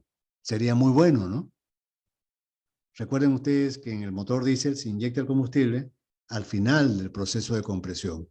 Y el combustible debe autoencenderse con suma rapidez. Entonces, para el motor diésel, el heptano normal sería muy bueno, pero para el motor Eche no debemos utilizarlo. Debemos utilizar el isooctano, que es mucho más compacta su molécula, ¿no? Mucho más resistente al autoencendido. ¿Está bien? Ahora, hay otros compuestos, otros hidrocarburos que tienen estructura de anillo, como las cicloparafinas. Vean ustedes que todos sus enlaces son simples, ¿no? Pero la estructura es de anillo, cerrada. Esa estructura de anillo le confiere una alta estabilidad química. ¿Qué cosa significa alta estabilidad química? Que es difícil romperla. Es difícil que se autoencienda. Por lo tanto, si es difícil que se autoencienda, ¿será buena o mala para los motores Eche? La presencia de estos hidrocarburos cicloparafínicos. ¿Su presencia será buena o mala? Bueno, ingeniero. Buena, por la alta estabilidad química, porque son difíciles de que se autoenciendan solos. Buena para los motores Eche y mala para los motores diésel. ¿Está bien? Lo mismo ocurre con los aromáticos. Su estructura de cadena, de anillo, les da una alta estabilidad química. Son excelentes hidrocarburos para motores Eche, pero malos para motores diésel. Ahora, noten ustedes que estos aromáticos tienen enlaces, algunos simples y otros dobles. Se dice que son compuestos no saturados. Cuando hay un enlace por lo menos doble, uno doble, basta que haya uno doble para que se diga que son no saturados. Y cuando todos son simples, se dicen que son saturados.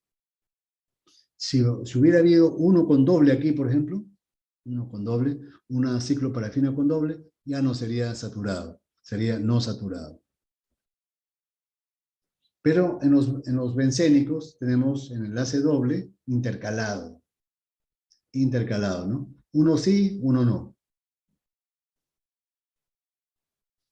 La cuestión es que estos enlaces, su ubicación en el hexágono no es permanente, sino que se van alternando.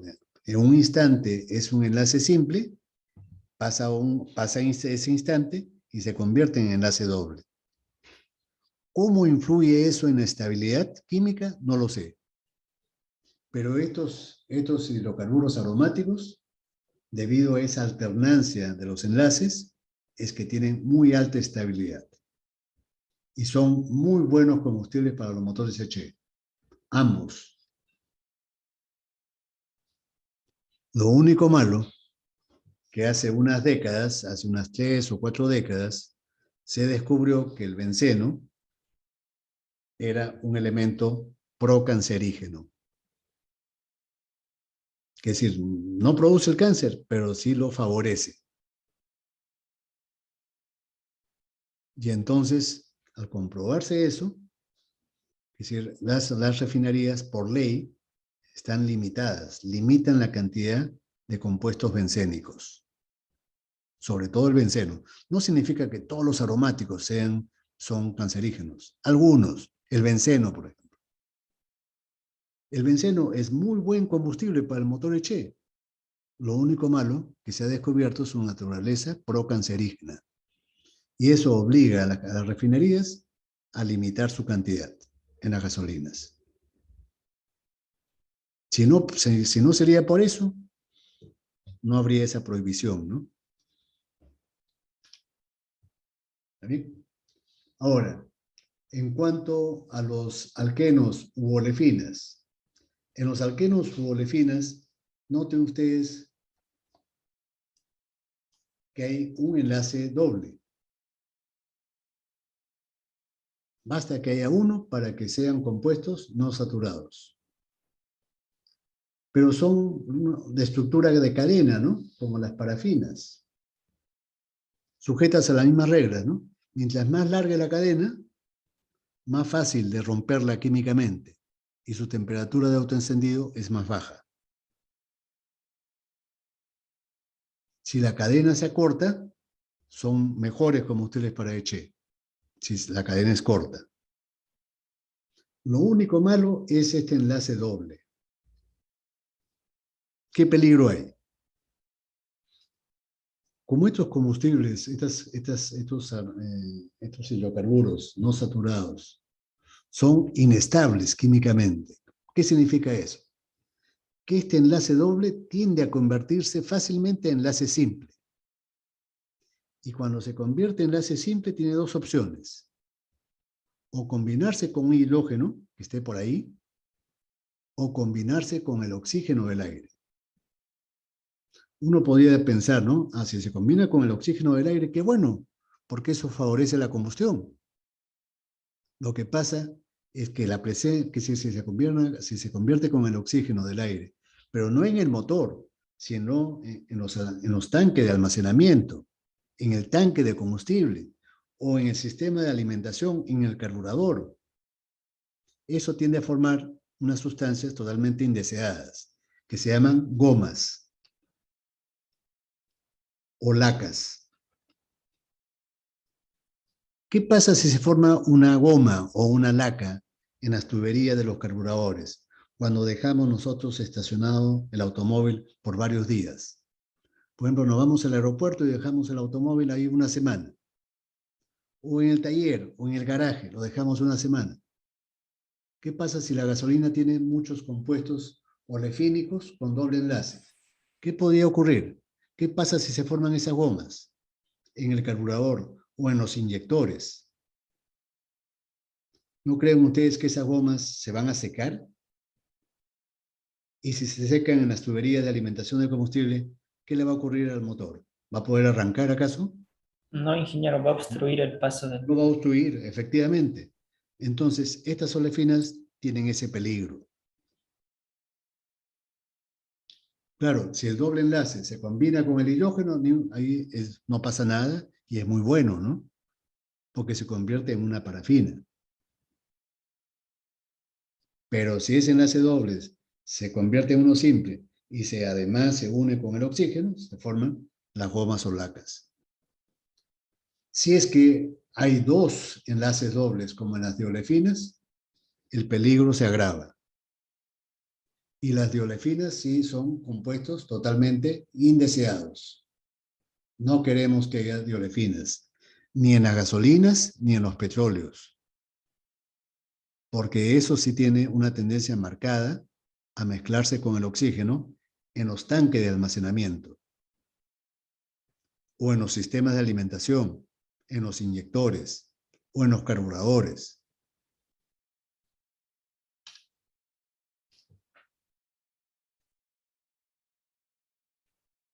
A ver, ¿qué hora es, por favor?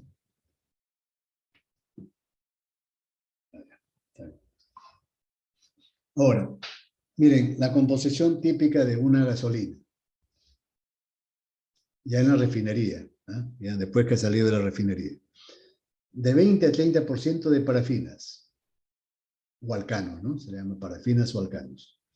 5% de cicloparafinas, de 30 a 45% de olefinas, y de 30 a 45% de aromáticos. Pero en el petróleo crudo, en los gasóleos, la composición más o menos es compuestos saturados, 75%. Pero en esos compuestos saturados tenemos parafinas, cicloparafinas.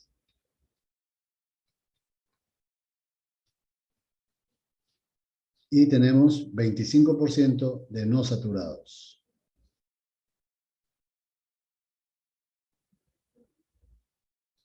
Es decir, aromáticos y olefinas, o sea, no saturados. Ahora, vean ustedes, en todas las gasolinas y en todos los petróleos, siempre vamos a encontrar parafinas. Y es clásico el estudio de esto, ¿no? Porque son fáciles de estudiar. Las parafinas son fáciles de describir y de estudiar. Entonces, en el petróleo se han encontrado parafinas desde 5 hasta 30 carbonos, de 5 a 30, desde aquí para abajo. ¿Y por qué no los 4 primeros? ¿Por qué no los 4 primeros? No se encuentran los 4 primeros porque cuando uno comienza a extraer el petróleo, estos 4 primeros, a condiciones estándares, atmosféricas estándar, son gases. El metano, el etano, el propano y el butano, a presión y temperaturas atmosféricas estándares, son gases. Recién a partir del pentano son líquidos. ¿Ya? Hasta el heptadecano. ¿Cuál es el heptadecano? Mira, acá solamente he puesto hasta el dodecano, ¿no? Después del dodecano sigue el tridecano.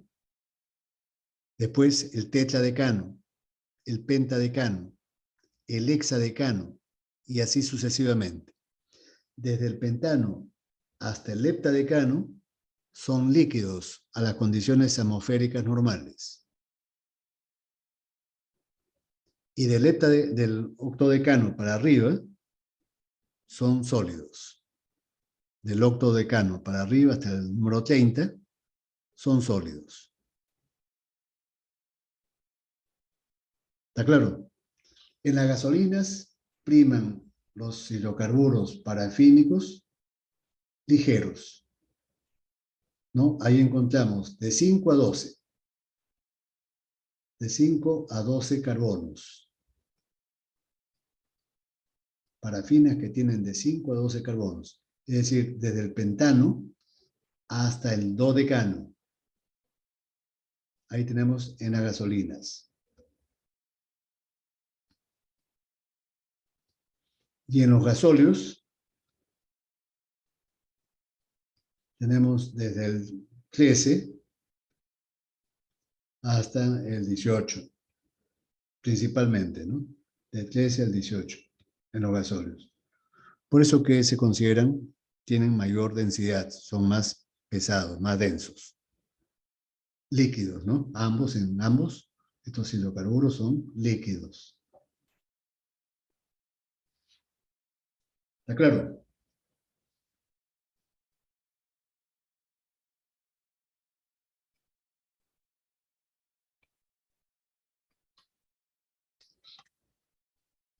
Ahora, algo interesante aquí, ¿eh? Que algunas veces he preguntado en los exámenes.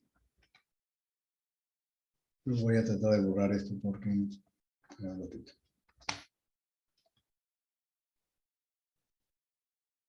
Voy a compartir.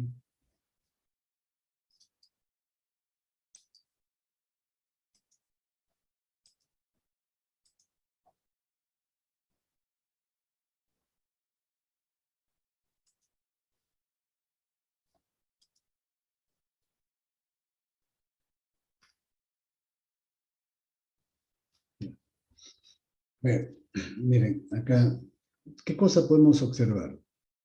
Es decir, en cuanto a esta estructura. El metano es el que tiene la mayor relación número de átomos de hidrógeno con respecto al número de átomos de carbono. Es el más alto de todos. Y a medida que vamos aumentando la cantidad de átomos, esta relación HC, a medida que vamos subiendo en la cadena, la relación HC, ¿qué cosa le ocurre?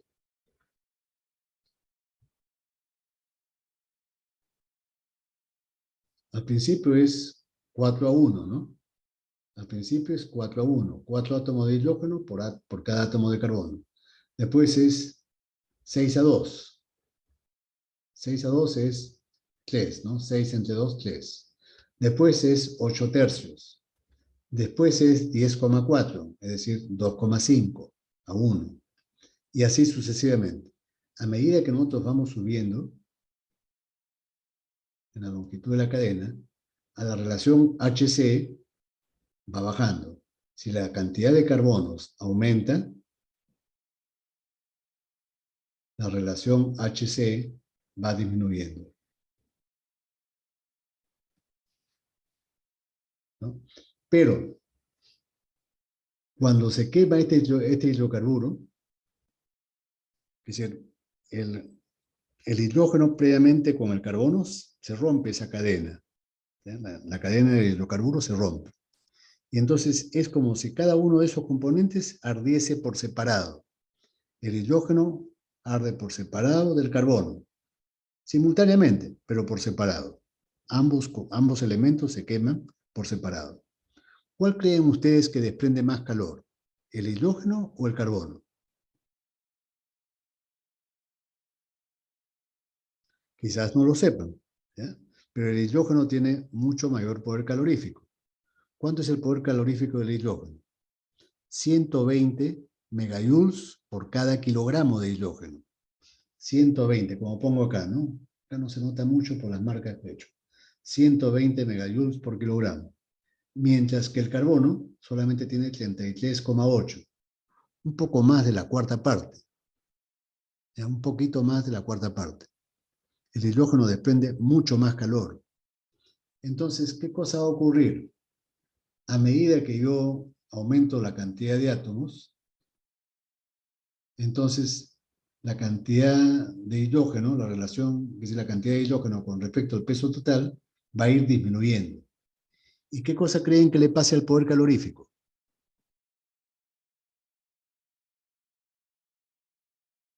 si la fracción de hidrógeno va a ir disminuyendo, ¿qué creen ustedes que le pasa al poder calorífico? ¿Va a aumentar o va a disminuir? Va a disminuir. Va a disminuir. Va a disminuir, efectivamente. Y eso se puede comprobar acá cuando yo compare el poder calorífico del petróleo y de las gasolinas. Por ejemplo, el poder calorífico de las gasolinas fluctúa entre 43,5 y 44. Mientras que de los gasóleos es de 42,5 a 42,8. Y el metano tiene como 50. El metano es el que tiene mayor poder calorífico, 50 megajoules por kilogramo. Recuerden ustedes que el gas natural, el GNV, tiene 90% de metano y 10% de etano. Por eso el poder calorífico del gas natural es alto, ¿no? Si es que yo lo evalúo el poder calorífico por kilogramo, por cada kilogramo.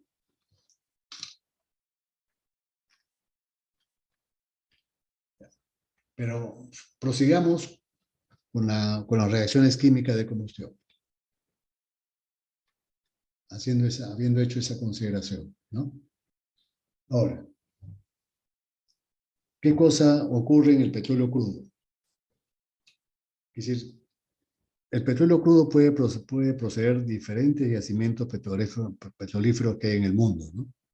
Pero si uno compara un petróleo de un sitio con respecto a otro, por ejemplo, si yo comparo el petróleo de la selva peruana con el Golfo de México o el Golfo Pérsico, yo voy a encontrar que los porcentajes de carbono van a estar siempre en este rango, de 84 a 87% de carbono. No importa de dónde provenga. La fracción gravimétrica de carbono siempre va a estar ahí, independientemente del yacimiento petrolero de donde yo haya extraído el petróleo. Y el porcentaje gravimétrico del hidrógeno es de 11 a 14%. Pero eso no significa que el petróleo de la selva peruana, amazónica, sea igual al petróleo del Golfo de México. Los porcentajes gravimétricos de carbono e hidrógeno se podrán parecer. ¿En qué se diferencian entonces? En el tipo de hidrocarburos que hay en cada petróleo. Es decir, por ejemplo, el petróleo de la selva tiene más composición parafínica, más alcanos que el combustible que se extrae del Golfo de México o del Golfo Pérsico. Y eso le confiere propiedades diferentes. ¿Ya? A pesar que el porcentaje de carbono e hidrógeno son parecidos, sin embargo, la composición por familias es totalmente diferente. Y esa composición de familias diferentes de hidrocarburos le confiere también propiedades diferentes a ambos tipos de combustible. Entonces, sí importa de dónde se extraiga. ¿Está claro? Entonces, es algo curioso e interesante, ¿no? Ahora, cuando nosotros utilizamos un combustible puro, es fácil saber cuánto es la cantidad estequiométrica. Por ejemplo, si yo utilizo etanol como combustible, etanol, ¿cómo puedo obtener la relación estequiométrica del etanol? La fórmula del etanol es así, ¿no? C2H5OH. Es la fórmula del etanol. Lo mezclo con el aire. Oxígeno más 376 N2. Y se forma teóricamente CO2, vapor de agua y nitrógeno. y hago el balance de elementos. Por ejemplo, en los reaccionantes hay 2 carbonos. En los productos también tiene que haber 2 carbonos. En los reaccionantes hay 6 hidrógenos. En los productos también tiene que haber 6 hidrógenos. Ahora, hago el balance del oxígeno. De la molécula del agua, del CO2, perdón, del CO2, yo puedo obtener 2 moléculas de oxígeno. 2 moléculas de oxígeno. Esto es del CO2. Del vapor de agua, yo puedo obtener 3 moléculas de oxígeno. No, un medio, ¿no? 1,5. 1,5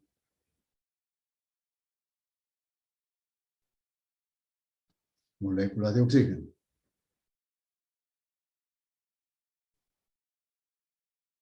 ¿Está bien?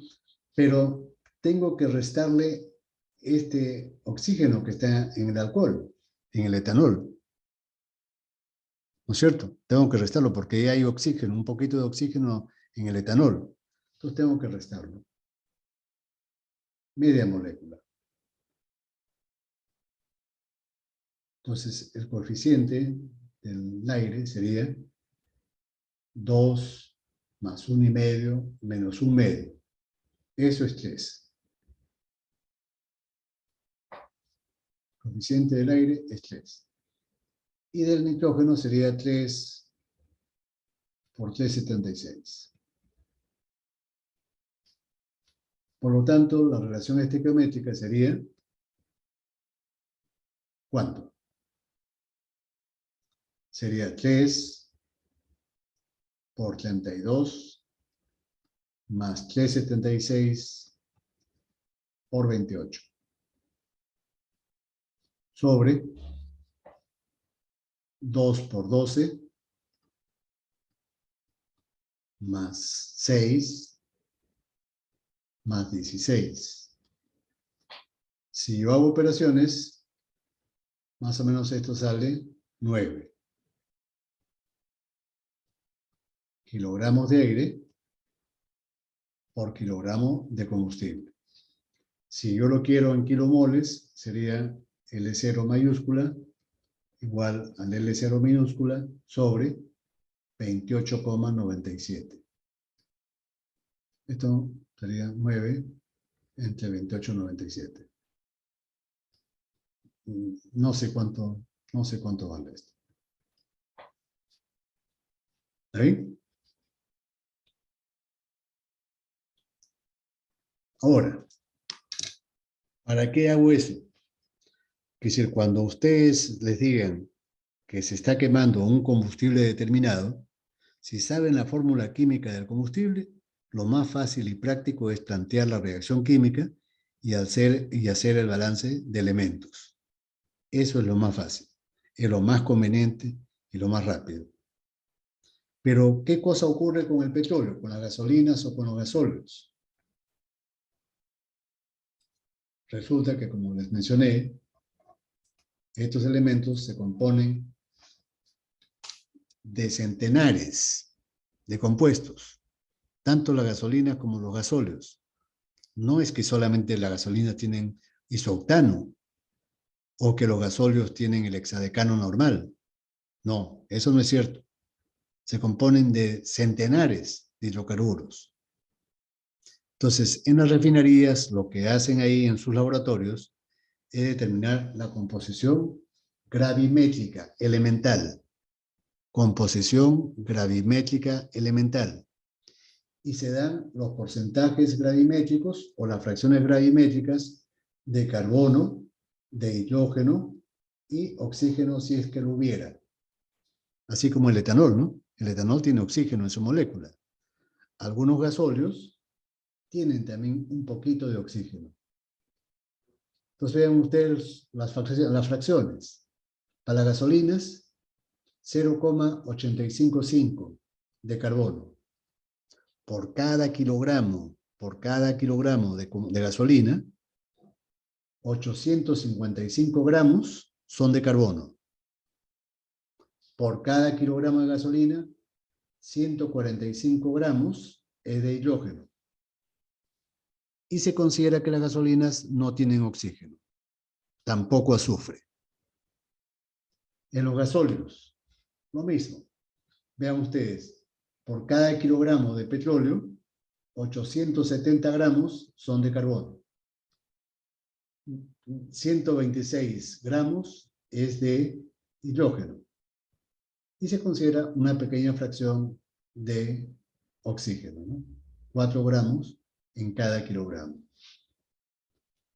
Noten ustedes que en los gasóleos la proporción de hidrógeno ha bajado, ¿no? De 145 gramos a 126. ¿Recuerdan ustedes qué cosa le pasaba a un combustible, a un hidrocarburo, cuya fracción de hidrógeno disminuía? ¿Qué le pasaba a su poder calorífico? Disminuye, ingeniero. Disminuye, efectivamente, disminuye. ¿Ya? Entonces, claro, el tiempo ya nos ha vencido.